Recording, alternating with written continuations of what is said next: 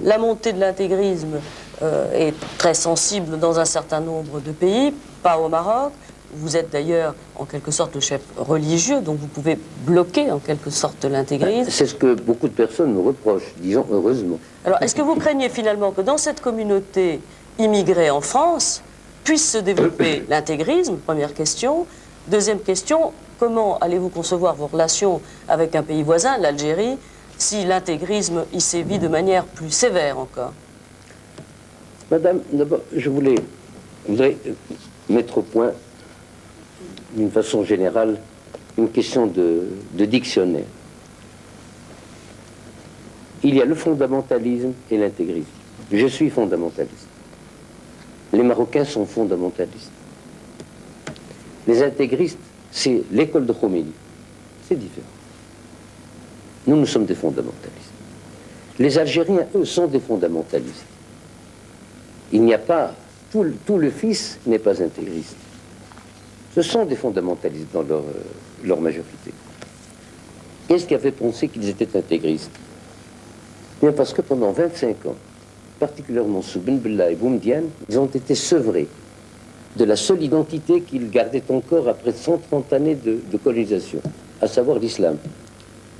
Il n'y a pas eu d'enseignement religieux. Il n'y a pas eu d'université qui fasse apprendre l'arabe. On a supprimé toutes les associations des oulémas.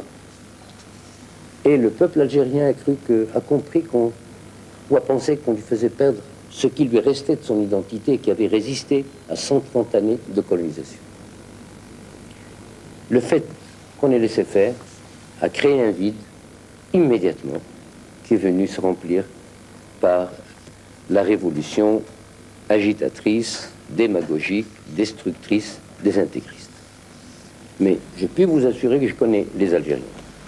Ce sont des gens religieux, ils sont pratiquants. Ils ne demandent qu'à pratiquer dans le bon cadre.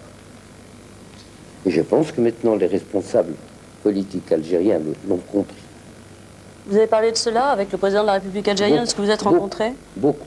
Et est-ce qu'il est aussi rassuré que vous sur ce sujet? Non, il me dit que ça prendra du temps, mais qu'il ne craignait pas tellement l'intégrisme, mais qu'il craignait plutôt la mauvaise gestion des intégristes élus.